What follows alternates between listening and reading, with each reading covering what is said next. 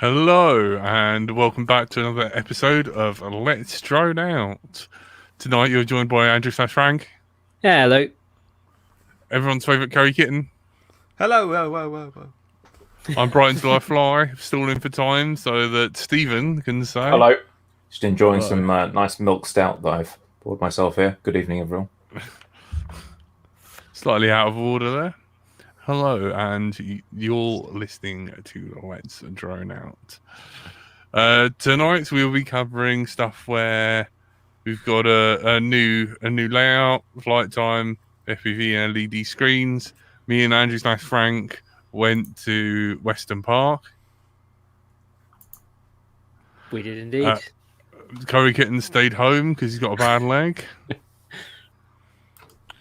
And Stephen has revamped and redone the show. So we've got segments. Give us the nods or stuff you want us to talk about. Work as like your Muppets. I've put it into a document, but that doesn't mean I'm the only one that can read out from it. All I've done is I've encouraged people to collate things into a giant list. So we have a wonderful list of items on screen here. That Yes, we can now work you our know way how through. it feels. You can write everything you want, but no one will read it. Well, I mean, I can always read it, right? Push comes to shove. Read it So to us. if Jack runs out of dick jokes, then we can just start reading the quadcopter stuff. Oh, Jack's well out of dick jokes. Jack's in the naughty corner. I'd like to issue an apology to my friend. I hope he's still my friend, Andy RC, who I treated so dear. poorly. And Andy, if you're listening to this, I'm sorry. I hope you still love me. Did you leave any marks? No, I didn't. He didn't let me get close, man. Did Andy go to Weston? He did indeed. We can confirm Andy RC is still alive and not being replaced by AI. He smelt the same. Oh, that's Did a he shame. fi- he- I'd written that script and everything for him. We can also confirm that Lee is also Penis 360 is also a physical, actual human being. Quite a few people we confirmed. We joined with Menace. Yeah. It was Absolutely. weird going without Tony, but he asked too late. Oh, Grumpy, I ran into you. Yes, ran into some Patreons whilst I was getting attacked by those Kent lot, the savages. Was this while you were photobombing Menace on his segment, his sponsored segment on the Western Racing? No, I live stream? was just trying to get everyone some food. And Should we start on the fireworks early? We just had a fiver pop up there. yes, Anyone thank got you. any combustibles? Yep, I've got Jack's some. Digging some out, I think. Yeah, sorry, just trouble getting them out the old packet. That's what she said. Richard Warwick from the chat asks, "How's the leg lane? How's the leg, Wayne?" I quite like the first Don't call version of him House of Wayne. Waylay. No, I haven't got any flying in. I have been able to at least sort of sit here for a little bit longer. So I started doing a bit of filming today. I was just looking at the Mambo actually. And even though this is a big brand radio, I couldn't necessarily make Agent X work the way it's supposed to with it, because I have this amazing way of making stuff break when I make it try and work. But I think it's just called using a Mac, and like people will sort of develop this. Is he using the right mic? Yes. Yes. Okay. It sounds We've fine, had Jack. this discussion, and it doesn't echo. I'm further away because the leg's stretched out. Here, I'll move. It's closer. a lot better quality than the other mic. The other mic Is this sounded- better now? Yeah, that's the curry I know and love. Oh, It's husky. ow, burnt my thumb. And that's, Yeah, that's there you the are. Jack we know.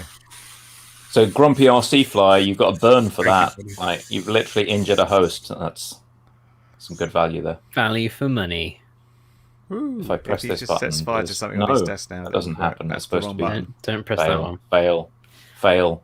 What I think what you're trying to do is that. That's the one. I have to press 2 buttons for it to happen. All right. Yeah. Okay. Learning. Wow.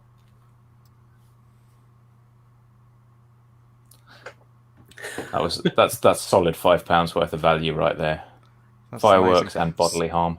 So I'm gonna represent the person or the people watching that didn't go to Weston Park, and sadly couldn't. So what was it all about? How was it different than normal? Were you scared because there were lots of people around? Did anyone lick you or cough on you? That sort of stuff. Jack was going around licking everyone he could, especially Andy RC. That's Andy very RC typical wasn't Jack. too keen on this, I just but was too shocked to respond, but secretly liked it, obviously. So this was the second Weston Park event in a year, which is unusual because usually it's on Father's Day. That's the Weston Park way. And I think basically to make up for not having one last year, for obvious reasons, they've decided to have two in 2021. So this was the second one in a year. They did have some changes from June. The FPV racing was moved from where it's been for the past few years to where it was originally, which is right by the Helifest event.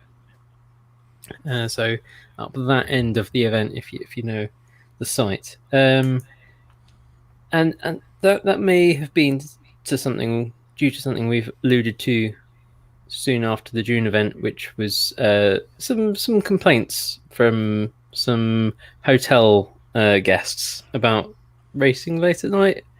They weren't too keen on it. We'll say no more without having the disclaimer. We need a disclaimer for this. So we've got Any a views disclaimer. expressed on this show are personal and may not reflect the views of others or indeed the hosts, it would seem. I did notice that, and the notes here we have both a racing and a night flying session. So evidently neither of those were affected by the prior history. Still going strong. Oh yeah, well the thing is, the other thing Weston Park is known for, particularly, is a lot of fireworks. They do a big night flying, pyrotechnics, all kinds of stuff, and that was still going on.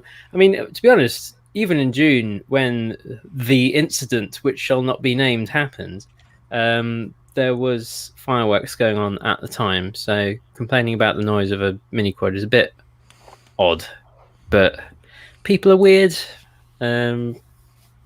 Should I know about the incident? Now I feel I need to ask about it. Dave says the cutoff is now 5:30 for 5-inch. Ah, that's interesting.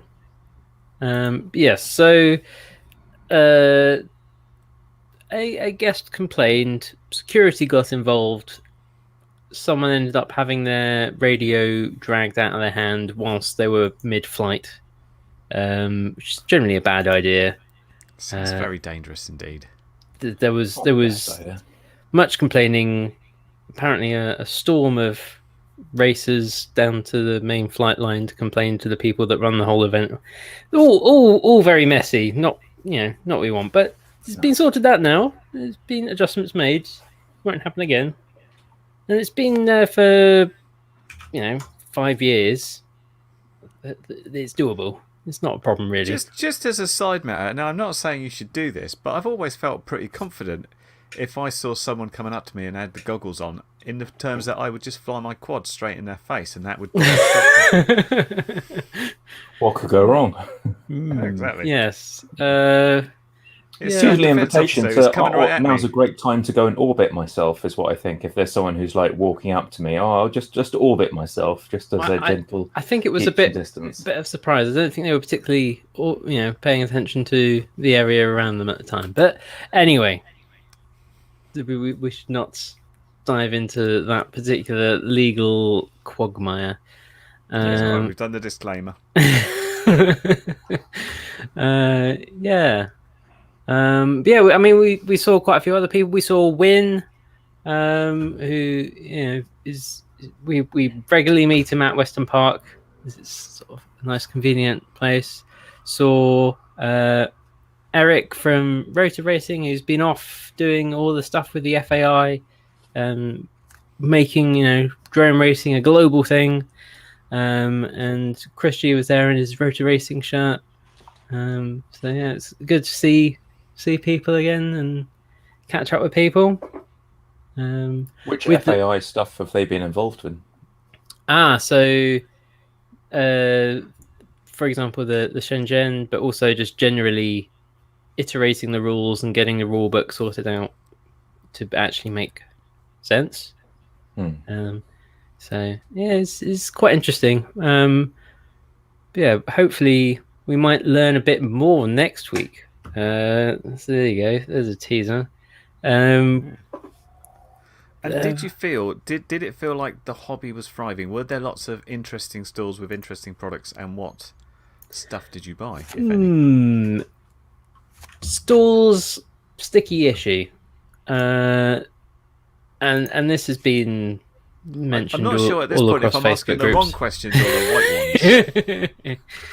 Yeah, so there was a noticeably lower number of stalls and people selling stuff this time around. Whether that's because there have been 2 events in the same year, whether that's, I mean, we know at least 1 or 2 of them, it's because they can't or don't want to, put their, tell people to come along and work on their stand who might be at a higher COVID risk, and go through all that kind of thing. So for some people it's about having the staff. Some people it's the cost. I mean, because there's also, who knew until the last minute for certain whether or not this event would go on. So it's been tricky. So there were fewer people there selling stuff, but I don't know. It definitely wasn't dead. The heli flight line were very happy. Like, they were saying, I heard a few people saying that it was actually bigger than it has been in previous years, and it definitely looks a lot more busy and a lot more smart. The Helifest flight line. I mean, the other thing we were saying when we were hanging around with paying this was the average age of the people that were attending seemed to be a bit lower. Like, there was still plenty of socks and sandals, but not young so socks much. and sandals. Yeah, there was more hair than in previous years. Well, Exactly. I mean, not to put a finer point on it, but I guess some of those guys just died, and the less older people are getting older again.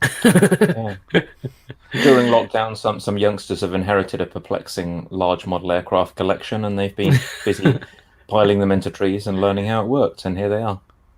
Yeah. May also have been some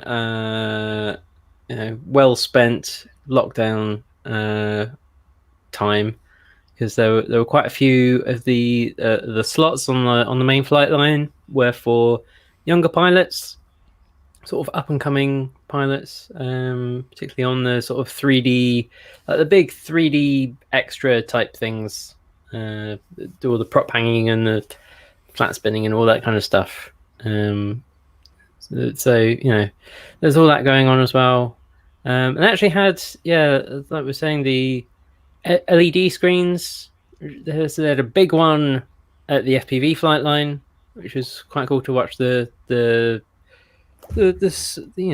feeds of people racing around. But there was also one on the main flight line, which was showing most of the time that I could see just loops of YouTube videos from like T-Bobber Rap and Essential RC and people like that. I don't know, Jack, did you see anything on that screen that was anything else? They were doing interviews, and that's how I snuck on. Oh, on the FPV flight line, yeah, but on the main flight line. As far as I know, I didn't pay much attention to it, but yeah, it was like previous. Jack's too busy paying attention to dogs.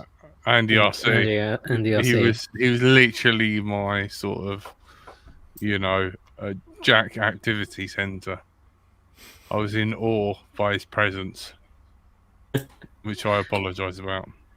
Still. Poor Andy. Yep. I know. I'm sorry, Andy. All sounds adorable.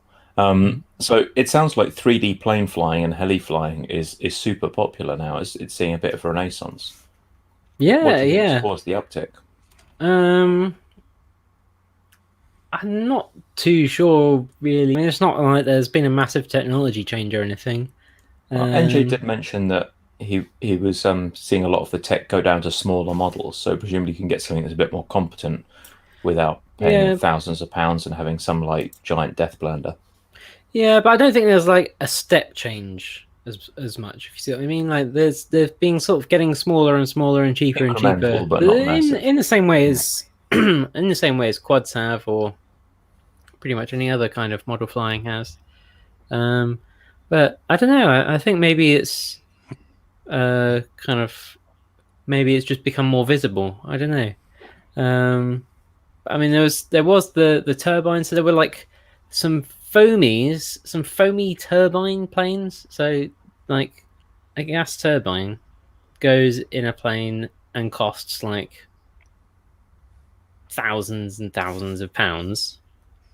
And then they were going in these foam models, like an actual gas turbine, not an EDF, not an electric ducted fan, but an actual gas turbine in a big foam model. With heat shielding. How do you put the really hot turbine in the foam? How does that work? Heat management and shielding they were talking about. So I think that there's like a lot of, sort of where they direct the air through for cooling. Obviously to feed the turbine, and for everywhere else, there's just like really, really good heat shielding. There's tons and tons of tinfoil everywhere. Well, Yeah, a couple probably of guys I probably know a bit of Kevlar on that. put turbines on them. But these were like inside, like not just like strapped on the back like I've seen before on some Actually silly properly wings, but like integrated. actual like proper like a like a fighter jet. It is interesting from the fact that when you look at a turbine plane and it's like, oh, where's the 12 grand gone? Not that much on it is on the fuselage. It's all in the turbine bit, isn't it? So it's like, how much do you save on using? What kind of thrust do those things kick out? How many kilos of thrust? I'm not entirely sure, but definitely more than 1-to-1 thrust to weight because they were like prop hanging some of them. Yeah, even though it's not got a prop. But it was pretty funky. I mean, I guess like there are obviously like some smaller ones, but I know the bigger ones are like 20 kilos or something ridiculous. So quite a lot of thrust. So yeah, I've got a very small picture of the flight chair. I don't know if anyone's got a picture they can share for the viewers, but there's some fantastic contraption of a camping chair with pedals rigged up to it and a radio, which looks absolutely amazing. Yeah, and apparently Jack was flying a tiny whoop on this or something. Oh, how did you know? Did you have a go, Jack? Someone wrote it in chat. Yes. I had a go of what I can only describe as Chris G's the motherfucking G sex chair. It was really weird, and the stirrups and the.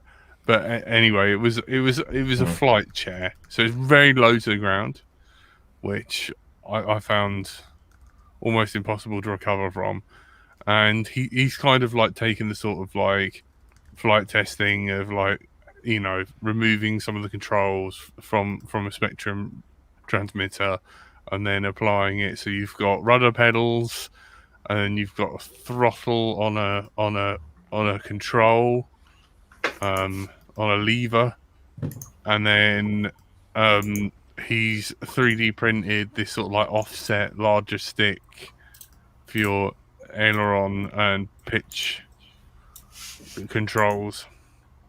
And yeah, I had a go at flying his tiny whoop with that, and all I can say is it not only was it very difficult, but it was also terrifying because there was small children entered the tent whilst I was flying, and I don't know how I did not hit them. So it looks like you've dispensed entirely with the throttle in your stick. If we're doing mode 2 here on the left, and you've got your yaw on the pedals there. Yeah. And where does throttle go?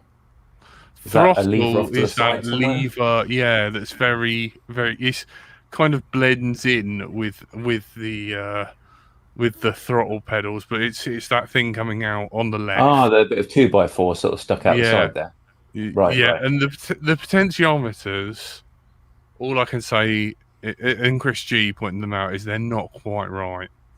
And this very special kind of spatula that they've screwed onto the right gimbal. Yeah, it's 3D printed. Right. And that's your control stick. Rudder worked quite well. Throttle, kind of, you could overcook it and push it too far, and it would then feed around. So it was like it was like a prop on Too Fast, Too Furious. You know how like you can excessively change to 12 gears? With this throttle pedal, just kind of went up and then around, and then would obviously mess up the value, and then it would just, Wonderful. rudder would work. Throttle was vague at best, and roll just didn't really do anything. Was Pitch it was not intended too for bad. quads? Because I sort of see it as like, oh, that's sort of more replicating a plane regular thing, fixed yeah. wing pilot. But not, yeah, and I had it as I thought this is what you're talking about, but something similar to that. Slightly more comfortable, in That's fact. what I felt like. That would have worked. You'd have liked it. Wow. Well, I like the right, idea. and on a different note, so we've got some Shark by HD0 cameras starting to appear. Moving on to quad stuff before we get stuck in that particular avenue. Sorry. Yeah, that's fine.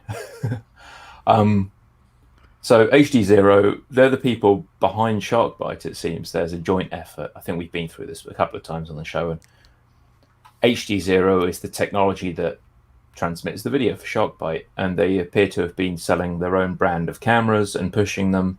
And I actually got a video from some UK chap who's put this on like a little 3-inch diatone and has been kind of ragging it around. And I was going to just demonstrate the quality, and this is my first attempt at screen sharing, so like bear with me.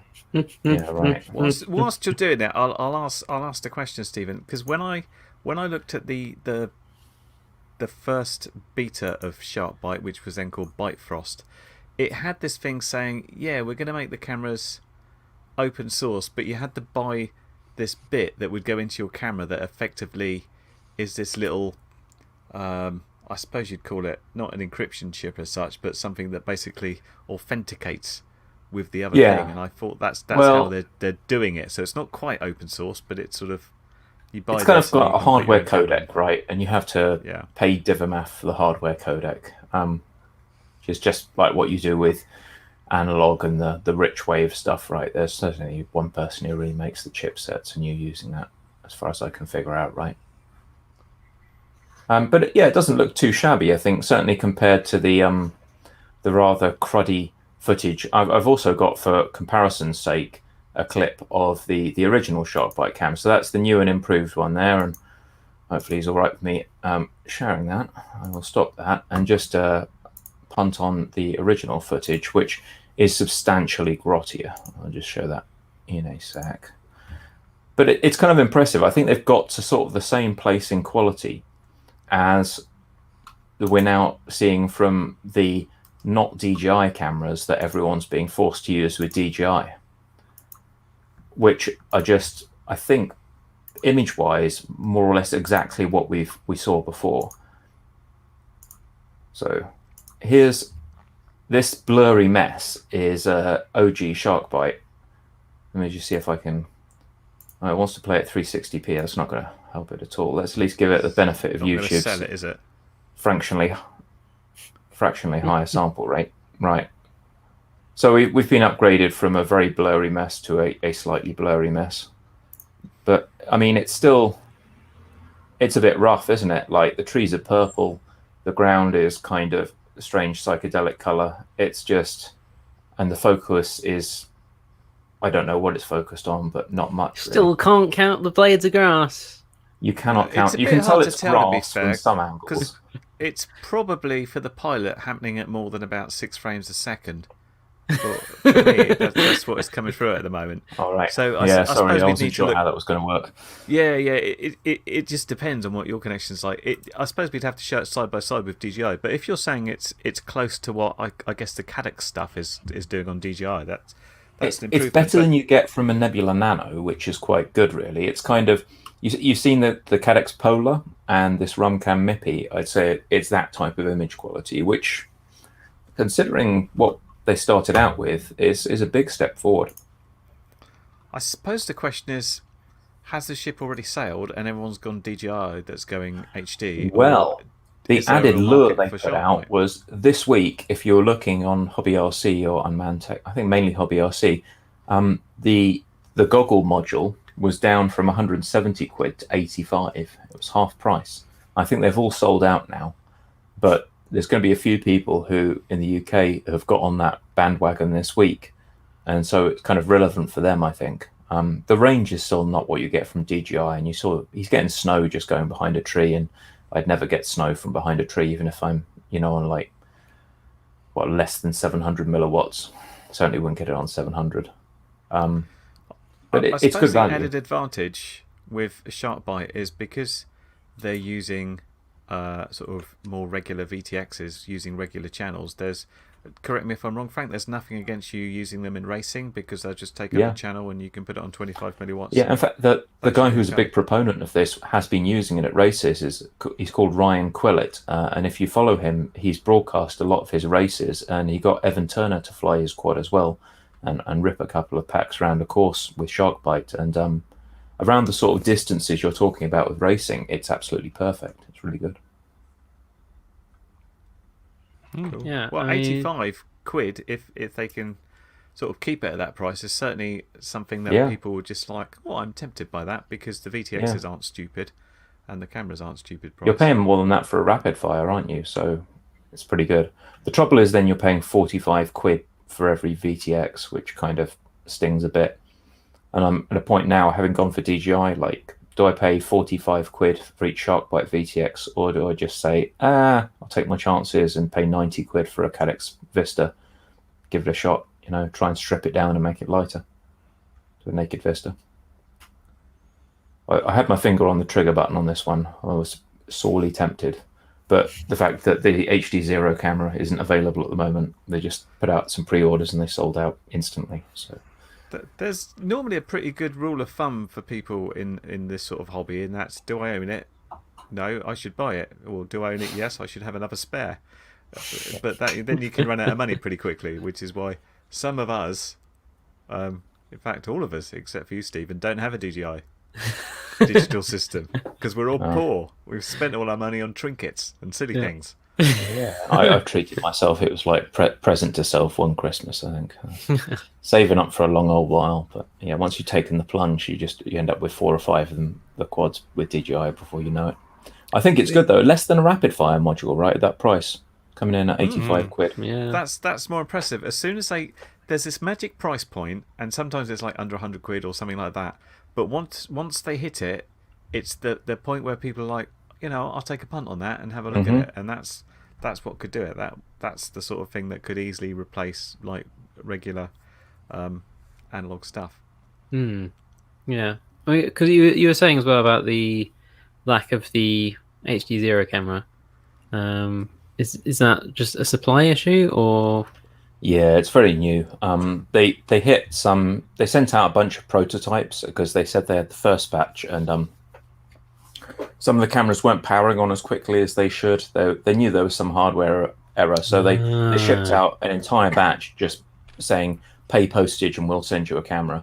And so if you're someone who'd been using Shark Bite at that point, you could get a camera for like $10 or something, and it was kind of the best camera on the market. The risk was you might end up with a dud because this was prototype hardware. It's a bit of a pick and mix. Okay.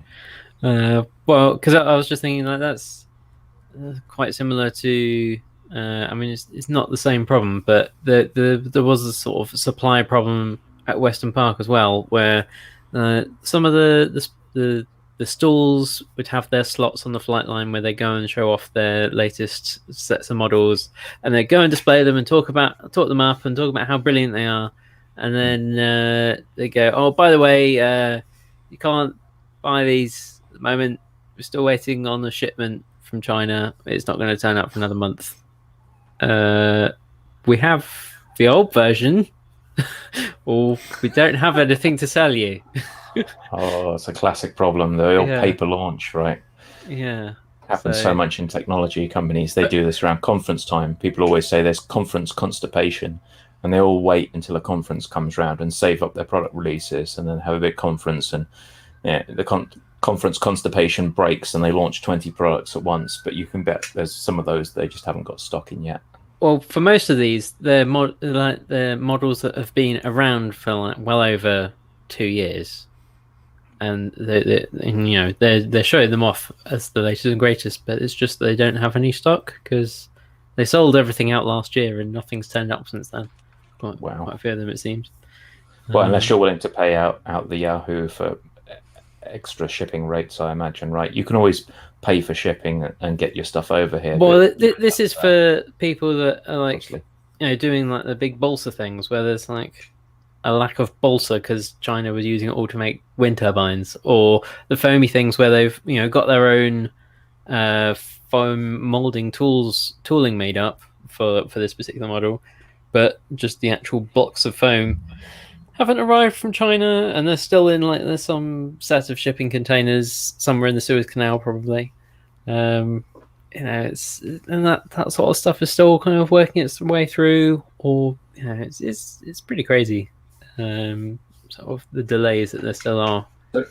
Shady's asking, can DJI and SharkBite be in the air together? And I think the answer is that the SharkBite channel width is exactly the same as analog. So from what I hear, it behaves the same as analog. So you're basically saying, can DJI and analog be in the air together? And the answer to that is sort of yes, but be careful, because I fat-fingered my DJI setup a couple of times when racing with people, and sometimes it'll just jump onto the public channel, and the public channel is really near, I think, channel 7, and people on channel 7 were having a bad time. Yeah. You can pretty much say channel 7 because it's F7 or R7 are not that far away from each other really. But yeah, we saw that at LDO now that there's the public channel when they turn on the DJI stuff, and of course that was what we sort of planned the channels around at LDO now, and it still, I mean, it worked a lot better, I think, from what Chris was saying and from what some other people were saying, but it still didn't solve the problem entirely. You've got to be cognizant if you're flying DJI, like just shout when you start stuff up, and I've forgotten it sometimes, but not everyone else is flying this amazing noise resistant intelligent I'll shut down if I see another DJI user system in the air. Some people are just going to get stamped on by you, so you just need to have a bit of care. And if you fly DJI, it doesn't hurt to shout, I'm about to power on DJI, is anyone doing anything risky? And just may hold fire on that LiPo plug for just a minute until someone's brought their quad in, to be sure. So yeah, it doesn't solve the requirement to be powering on and being ready to unplug. Yeah. But it adds the problem of you need to be aware of that using your goggles. That's the point, isn't it? Just because your goggles are also emitting guff. Yeah, right. So yeah, your goggles are not only receiving with DJI. So generally, if you are flying, give yourself like 10 meters clearance from anyone flying analog, because your goggles are kind of just this noisy little.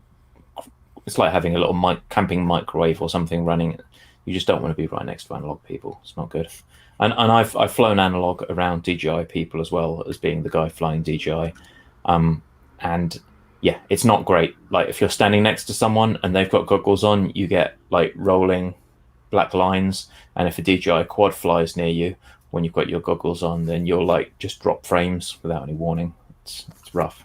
In fact, if you're flying DJI, you're not welcome in this field. Go to the next field over. We can only click one of these. This needs to be a multi-select poll because This makes me think of sort of back when 2.4 gigahertz was becoming a thing, and like the 35 megahertz people would be like, "We don't understand what you're doing. It sounds expensive and isn't what we know how to deal with. So we're just going to tell you to go away." It was even more fun when 2.4 video was a thing, and we're all trying to fly together with our 2.4 radios, and they're sort of like, "No, turn off all your radios. I need to do something different." And yeah, to shady, like main problem is DJI users won't run anything less than full power because yeah, if you're flying with other DJI users, it's fine. You don't trample all over each other. But yeah, if you're running full power, then that big old bell curve from DJI is going to stomp over the bands near you. So we tried to be good when we did LDO. No, I was down at 25 milliwatt and frustrated that I couldn't reach beyond the tree line, which we weren't supposed to. 1.6 watts analog VTXs are available to get your own back. I think someone was running a 1.8 watt. Yes. And I may have seen DVR There footage has of them been running video on max. evidence released suggesting, Super fun. unless they have unreliable OSDs, which is presumably going to be the legal defense. Yeah. I mean, well, those are all text labels that you enter yourself in Betaflight, aren't they? So Yeah, you could have put max absolutely. Yeah, on well, the mine say 25 25 milliwatt on them. band. Yeah, put max on all of them. Just change all the craft ID to 25 MW.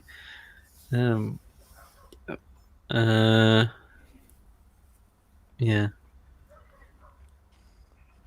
People saying DJI is like the loud drunk that ruins everyone's evening. I'm just upset we can't all play along together. You know, it is a big jump, that whole like 500, and then it's like £100 per Yeah. unit. It I sucks. think it's just a little too crazy, especially when you've got to like change everything out. Which, you know, I was just a bit like, oh, that is. It is still Yeah. an interesting thing, My though. I mean, several years ago, and occasionally we go around and say, what would you like most from like the next thing in FPV? And I think we've said several times over the years, just be able to switch on your quad, it have a channel, not have to think about anybody else, and it'll just work. But that's still not happening. Yeah. Well, yeah, and that again, like, okay, so no kids, just quadcopters. That's my life here, and the missus, of course. She does other crafty things that aren't quadcopters, but yeah, if you just fly DJI together, it's wonderful. If you set yourself to the same channel as someone else you power on, just moves you over to the public channel and says select another channel, so you don't knock anything else out of the air. But if you got some poor analog guy, he's going to have a terrible day. So it's not a good solution. Yeah, it doesn't go to where there is an empty channel. It just puts you on a F7. It doesn't solve the problem. Well, it's like a newbie solution, right? Instead of flashing up something in text in your goggles saying, please pick a channel, it tells you that the camera is working by putting you on that public channel. You just know to keep that channel clear. It would have been nice if Sharkbite had included something to do this, because all the tools are available to them. You know, that their module is able to do RF scans, so they could have taken that RF scan. That the module is able to work with smart audio and change channels, and there appears to be some communication between the VTX and the VRX, because they're rendering all the DisplayPort telemetry stuff, DisplayPort OSD stuff. So presumably there is some data being sent along with a signal back as well. But what there needs to be is that communication being done on, for example, 2.4, so that they can be selecting the same channel of 5.8 to actually do the video stuff on. That's what needs to happen. That's my impression anyway. Yeah, it'd be nice if the goggles and VTX could negotiate a channel. It doesn't sound like a massively steep ask just to figure that out, or somehow tell the quad that someone else is already on that channel and don't blast them out the sky. Yeah, don't go for that one. Pick a different one. Yeah. Exactly. Oh,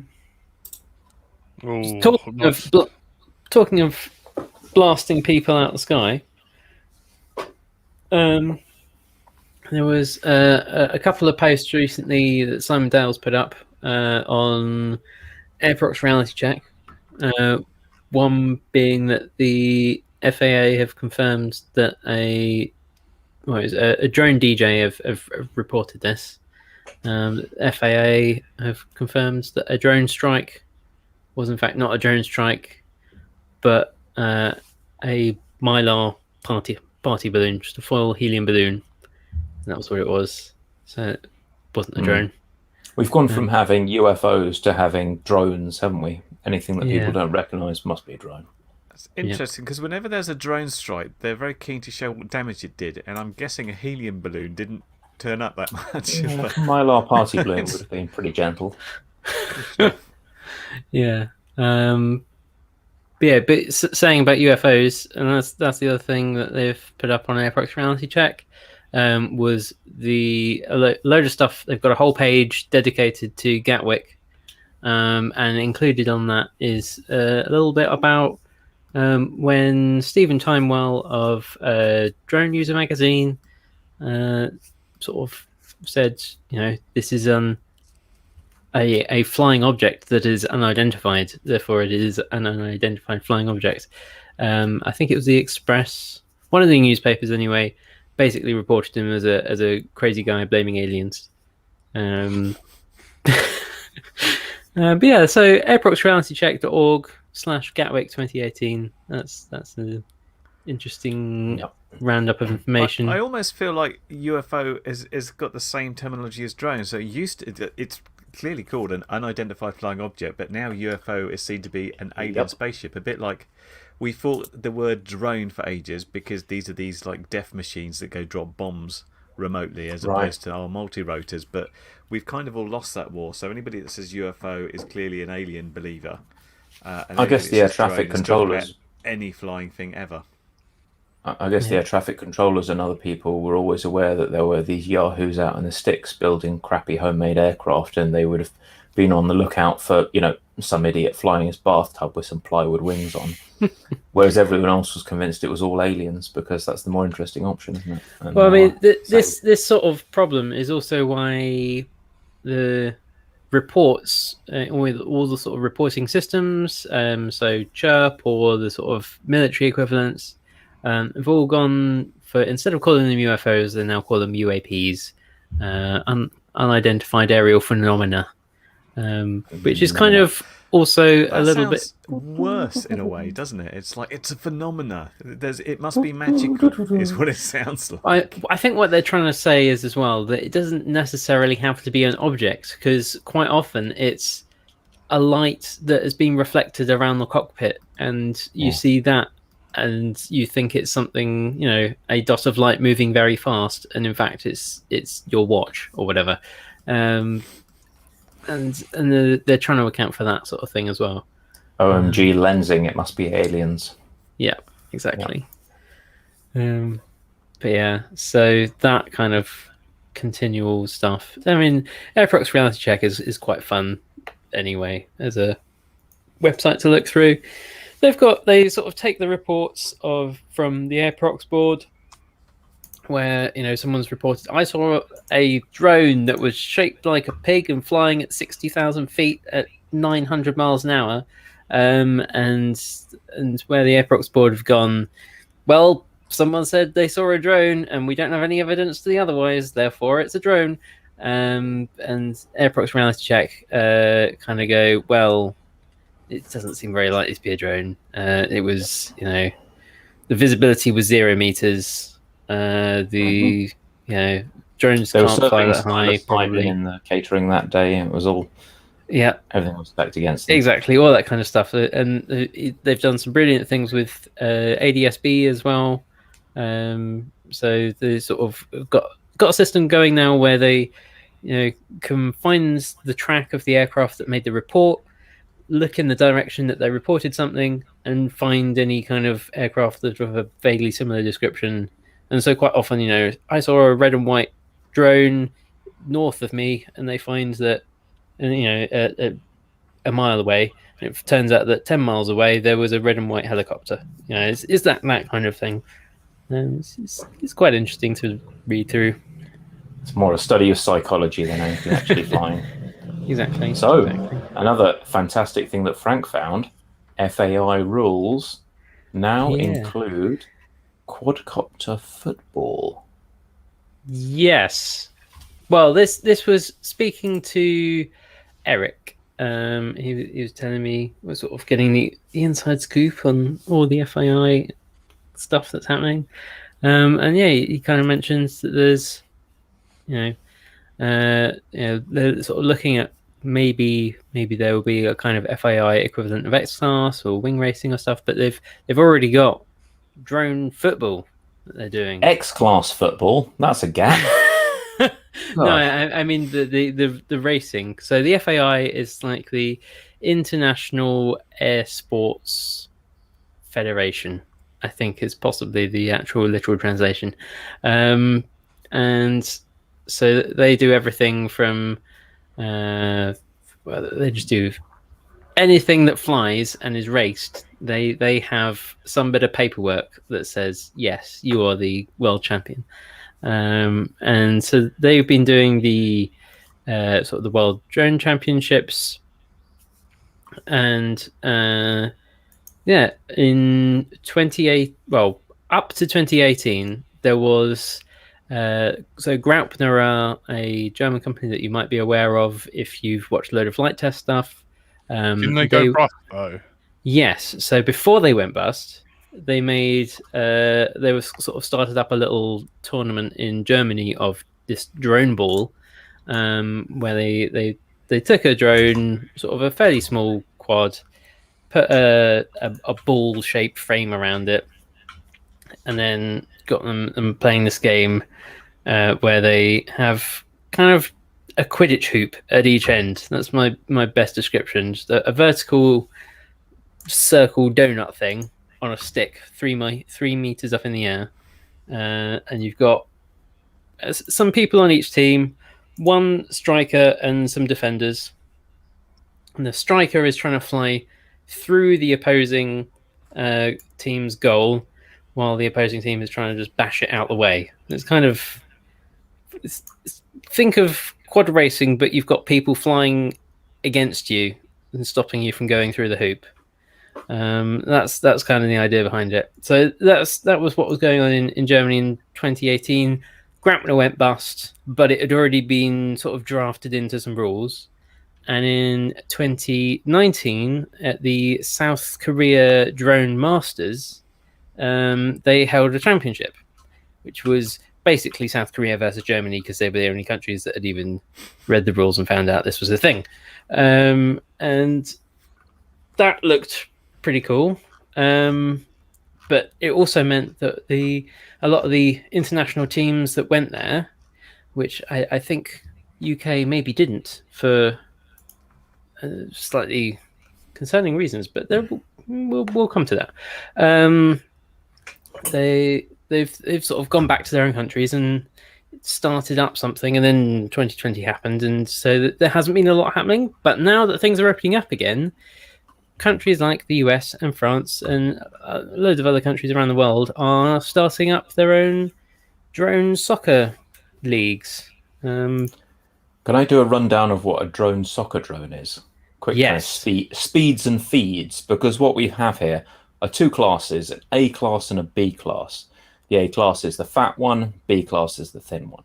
With an A class, you're talking about a 6-inch prop up to 1.2 kilos, 6S in a globe of 40 centimeters diameter, and you are required to fit it with between 20 and 40 LEDs. So that's the big one, 6-inch, 1.2 kilos, 40 centimeters, 6S. And then the smaller one is 300 grams, a 20 centimeter diameter globe. I think between 8 and 12 LEDs. I've got it written down somewhere. And a 3S. Interestingly, if you go and find any of the pre-made stuff, they're way smaller, like 2-inch props, which I'd have thought would give you a bit of a competitive disadvantage. But I think a lot of the kits are actually for STEM. And not strictly speaking for competitive sports. If you look at them, they're even the top players in the world, the typical kind of teenagers with great reflexes, are actually going pretty gingerly around the course. They're not thrashing these things around. So I think the sport is relatively new, but it's fascinating nonetheless. It's very, very new, which makes it interesting to me, because I feel like amongst us we have a chance to be world champions. If we get in early. I remember the early days of drone racing, when getting around a course was a win. That's my level of competitiveness. I just want to see like some 6-inch mini quad hurtling around through basketball hoops. It sounds fantastic. Because when you talked about quad soccer, I thought people have overheard me talking about quad ball and they've copied my idea. Same. And the patent didn't get through in time. Exactly. it's slightly more boring, although probably slightly more playable. In Yeah, the and fact this you only that have the to fly drone's through a actually hoop. enclosed in its own cage. So as opposed to like constantly knocking your props off and needing to change them about every 10 seconds, to the extremities of the frame, they fix this globe, and so your props are all fully enclosed, and there's no Yeah, streamers or I get the tangly concept. things. Yeah. But this Well, it's also more for means the that listeners. it's absolutely fine for them to call it drone soccer because it's absolutely nothing like football. Yeah, I guess they really want to call it drone Quidditch, but that's more likely to get sued. 'Cause that's what it sort of sounds like. I don't know though. She's a bigot, so we might get away with it. Let's not go there. I read Yeah. that comment. There's So nothing, you've got there's also nothing this bad in there. that you've got like a scoring ball, and then the other balls that have to hit it, and it's not really clear what keeps this scoring ball kind of in the air and not like smashed to bits or anything. That's the part I didn't really get, like how, because your drones have got to buffet this ball through the goal. Yeah, how does everybody not just end No, up on the no, floor, no. crashed and die? So the striker ball is the football. Is what scores the goal. He just flies through the hoop. It's rather Right. than don't think of But it it's like not a football. player It's, drone, right? yeah, it's literally someone is Yeah. flying it, So like each manually one has flying one it on their through. side. the One hoop. person is flying, so one person on the team is actually manually flying. Then what are all the Yeah. other people doing? They're just So getting in the they're way or trying trying to not to get in the stop way. it going through the goal. So yeah, So so there's you defenders trying to stop Yeah. the one going in. Is but there the two attackers Oh, right, are probably okay. taking out the defenders. yes. Oh, Yeah, but okay. how's the other side? So they gonna- just So alternate. each team have their own football that they are flying. And Oh, they're so flying there's at the two same on time. there. Oh, Yeah, right. so they're flying Okay. through each other's hoops. Right, I Um, thought there was only one ball at a time because most ball sports rely on there being a single ball Yes, on the pitch at a time. don't think of it like football. It's more like drone wrestling, where Right. Okay. Sumo. you're just trying to knock the other Perhaps team's striker drone out the way. bulldog, to use the Yeah, old yeah, schoolyard there we thing. go. You've got to get it through Yeah. the line. Yeah, Yeah. that's it, isn't it? It's more like that. Yeah. Okay. And there's to after you've scored a goal, you have to run back to your half of the pitch. Hmm. For a better word. Yeah. Yeah. Seems Offside. interesting. Don't just keep circling round. Yeah, just goal seems edges. to- Oh, and the other powerlifting thing is is, constantly. you're not talking about a net. You're talking about just a ring. Imagine like a Mhm. basketball hoop with no Yeah. net, but vertical, and so just a gate. One would say a Quidditch hoop, as previously mentioned. No, that means nothing to me. I'm sorry. My little sister Never was mind. obsessed, but I never got on the Harry Potter train. Fucking But, wizards. You've not Yeah, seen the it's- films. Yeah. But yeah, so I've fallen asleep we'll after Christmas dinner also before. in about a month's time, hopefully have someone on to talk about that in a bit more detail as That well, would be because fascinating. we're I'd like we're, to see we're some only of the drones as well. exactly we're only sort of seeing some of the, like Richard Warwick in the chat has put a load of Banggood links to the LDARC stuff, and there's also Yeah. some Saw that. HDLRC stuff, and Armatan actually made a frame at some point, but it seems like they've removed all reference to it from their website. So Oh, presume there's it a didn't go too 4-inch one. Sorry, there's a 4S. you can't big open one. links from there. Sorry. What Yeah. I like about the Chance idea of it being though fine is thing. this requires getting, well, is it one ball and 2 players on each team, 6 people together, and even when we just meet up and we're not trying to crash into each other, we're talking hours just to sort out channels and get rid of all the Well- problems. well, so now they've- we have they've to do solved- this and crash into each other. They've solved this problem by flying it all line of sight. No. Yeah. No. Well, That's to be honest, impossible. how are you going to do it? Because you've got to see behind you if someone's about to slam you into something, haven't you? So unless you're going to fly Little with drone like, mirrors. I Drone think this mirrors. this is Picture in I picture. can't do that. This is an Window event mirrors, I organizer's love that. dream, because like Jeez. this is something that you could set up anywhere. You know, Weston Park, Wings and Wheels, any of these places. You could set it up in the background, have people Yeah. doing it. You can have these. I mean, it's got the cage around it, around both the arena and around each drone. You could just have the controls like bolted onto the side of the cage, and just have like anyone who turns up can just have a go. Mm. We've flying lost around. Frank. He's And the going to be little having ones- trials and get his little whistle. And The little ones, they aren't a lot bigger than whoops, really. I mean, Yeah. we're talking 1203 motors on these. I've got one with 1203. Those exact motors in that, the LDARC 1203s, those are not bad motors. They're nice little motors. But yeah, they're pretty small. Not much big. There are whoops that are bigger than this. Shady Sure. says, as long as there's not an offside rule, I'm all in. I'm afraid I'm going to have to disappoint you, Shady. There is literally an offside rule. Oh no! It's a very But their precise offside job. rule I is feel that that- you all your team have to be have to have come back across to your half of the pitch before scoring another goal. That is their offside rule. They're a Which seems a lot weird simpler. build. So there's a 230, which is like way smaller than they need to go. They could have gone bigger and had more power. They could have got 6-inch props and just dominate, but no. The 230 is with a 4S with a 1406 motor. It's just a When bit. you're talking It's all a about little bit getting odd. a big quad and dominating, bear in mind that if it's line of sight enclosed in some sort of fence, the arena's going to be quite small. You probably don't need to go 90 miles an hour that way. Don't need to. We don't need to do 90 miles an hour, Curry. It's just more fun. Just more but fun. only for about the first 2 seconds until you hit the fence. I would argue that the Yeah. bouncing afterwards would Okay. also be fun. I They would like to fly have- inside nets, so you don't just smash. You're just going to get You hung up bounce. in net and sort of bounce off of it.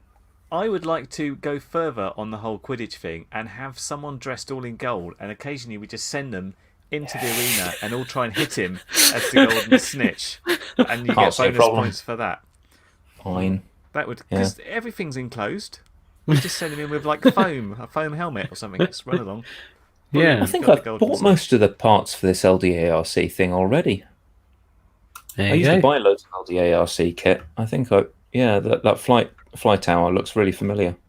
And so do the Sorry, motors I on the other like one. Grumpy's message. No penalties. England would never win. It's true. But yeah, something you could definitely do in a tent. You'd need like a tent with another tent inside it, but it could happen.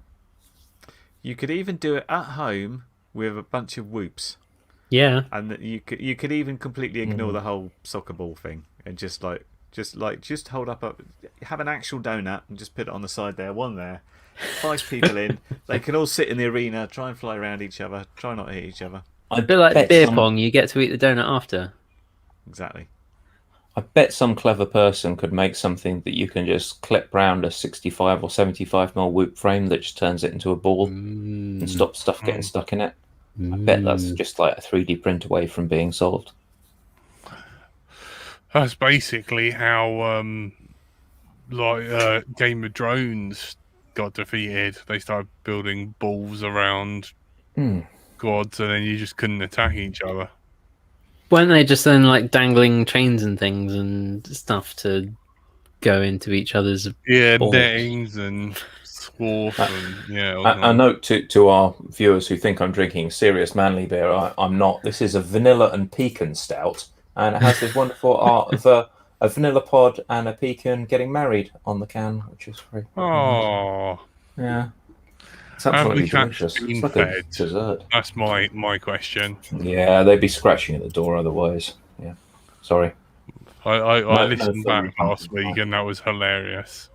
Yeah, we got you some fluffy. Oh, guinea pig cage sorted. Yeah, that's boring. You can put your little pets in there and like roll them around. Yeah, no, I don't trust those two to do anything. Without the predictable. quad in there, admittedly. Yeah, Have you they're- got guinea pigs. no. We've got cats though. The cats don't really like quads. Oh. They've been known to try and chew the props off helis. Oh dear. Yeah. Curry, how's your kitty? It killed a rare bat. Yeah, I just wanted to cover that. Yes. Wow. Okay. How rare are we talking? It's apparently a protected species, and flagrant disregard for the law. We had a brown long-eared bat dead on the kitchen floor like that. It's very interesting to look at, but I think it'd be more interesting to see it flapping around live than like dead. But there you go. At Did least you she didn't, report it? Cats are such bastards sometimes. disembowel it and start spreading its guts out and things like that, like she'd normally do. sort of writing blood, you're next, that sort of thing. That's typical my cat behaviour. Charming. And that's I how they couldn't let us believe know it they when love you us. loaded the photo. I was like, what the? So that is a sizable beast. I wouldn't have, because people are going to find it slightly distressing, but I decided it was interesting enough to look at because I didn't know this sort of bat existed in England. I've seen bats before, but not like that. This is a big bat. It had big ears, and it wasn't decapitated or anything like a normal kills are. So I thought that's okay. Are you sure it wasn't a cat in a Halloween costume? Fairly sure. It was pretty light, to be fair. It wasn't that big. It just had big ears. It looked pretty sizable. All right, guys, we made it to the hour mark. I'm on the Thursday night show, so I have to disappear fairly quickly. But you've been listening to that show now, and we'd like to thank all our patrons. Grumpy for your donation, thank you, buddy. And all our patrons are scrolling on the bottom. We do a bonus podcast every month. We are live on YouTube every Thursday at 8 p.m. And you've been listening to Andrew / Frank. Bye. Stephen. Cheers. This is like cake. It's amazing. Everyone's favourite Curry Kitten. Goodbye. And I've been Brighton Till I Fly. Thank you, guys. Good night. Good night. Thank you. Bye. I can't remember how long this scroll's on for, so might might have to wait. It's getting to the old school Awkwardly people sit now. here for longer until it's done. It's just amazing. It's all isn't it? good. Talk amongst yourselves, everybody. So the Banggood article's actually got a pretty good rundown of the rules that make a lot more sense than the FAI regulations. Excellent. Well, Yeah. we'll have some people on in about a month's time to go all through everything. So, Fantastic. and next week we will have. Well, you can go to Geeks Varna now and find out. Bye.